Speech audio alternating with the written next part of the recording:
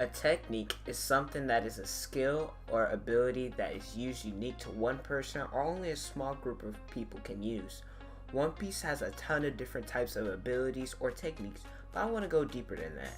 So no devil fruits will be on this list. We are specifically focusing on techniques that people either have come up with themselves, it's been passed down, found it through hard and intense training, etc. So my name is Potentia1 Unleashed, and here are the 10 best techniques in One Piece. This technique is in addition to Zoro's Sentoryu or Three Sword style that may or may not be on this list, who knows.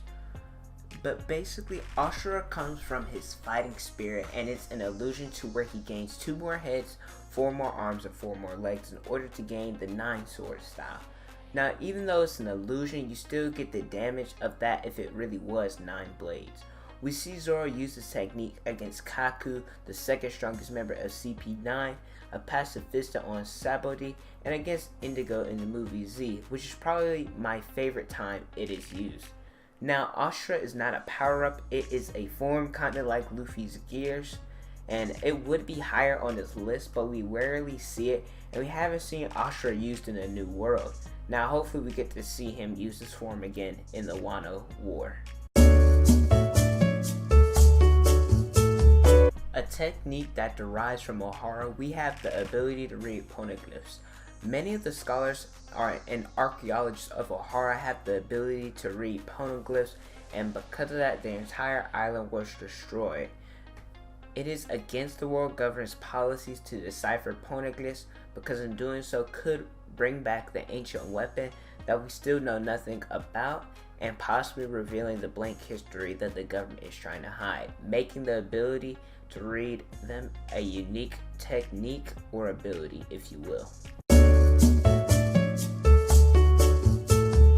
The Rumble Ball is sorta kinda like a drug, a technique which allows the zone user in Tony Chopper the ability to access more forms within his devil fruit after he would eat it. Now, pre-time skip, the Rumble Balls will only last for 3 minutes before they will run out, and if he ate 3, then he would turn into his monster point. Post time skip, he can access the form without using the Rumble Ball and only relies on the Rumble Ball to access his monster point. I find this technique really interesting because it allows a weaker character to gain a boost in his strength. Also, I want to know if another zone user was able to eat, if they were able to eat the Rumble Ball, would they change form? If someone does this, if somebody knows this, let me know in the comment section below. Now, this is a technique that is only available to those of the Mink tribe. Sulong, meaning Moonlight, allows minks to gain further strength because of the full moon. This form unleashes their primal and animal instincts. It is thought to be something only the minks of Zhao train in, and is considered to be the true form of the Mink tribe. Now, during transformation, the mink's hair grows exponentially, as well as their body becoming significantly larger, and they emit an electric charge. Along with their altered appearance, their strength and speed increased vastly. After fighting with Jack for days, who's on 3rd commander level, it is stated that with their Sulong form, Duke Dogshorn and Master Cat Viper could have possibly defeated him. The reason this amazing ability is so low on the list because untrained minks will lose their minds and rampage indiscriminately. Now, this is a technique that is unique to the fishmen in One Piece. It's a specific type of martial art that skilled fishmen use, and even humans can learn it, but most likely they won't. Although it's deadly on land, all attacks are amplified when a fishman is underwater.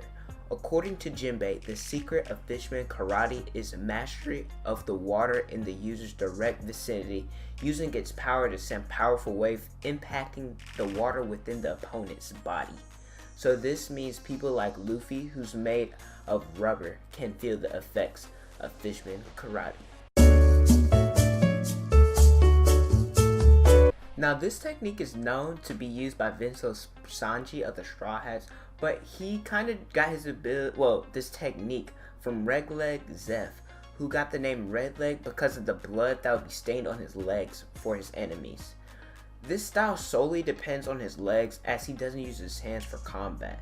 The only thing he uses his hands for in his style is like the acrobat type maneuvers that assist in his black leg style, so he doesn't actually punch anybody. Now this style suits Sanji because it was said that pre-time skip his kick was the strength of 21 baseball bats, but we don't know how strong his kick is now post-time skip.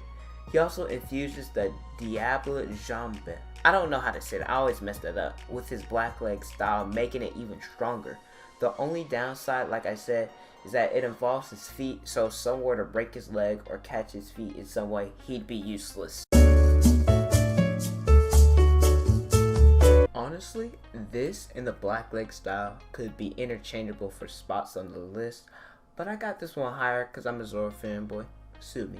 Now this is a style unique to that of Zoro, where he uses the ability of 3-sword style, 2 in his hands and 1 katana in his mouth. He has the ability to use 1 or 2 swords, but he's at his best when he has all 3. Now Zoro is able to use any swords as he chooses, but the stronger or better grade his sword, the stronger his attack will be because they can withstand Zoro's strength. Now also a side fact I'll say about this technique is that wherever Zoro holds a sword in his mouth, it actually hurts his teeth to do so. I know I said no devil fruits, but this is the only exception on the list because of the way he uses devil fruit. His gears allow him to amplify his fighting power.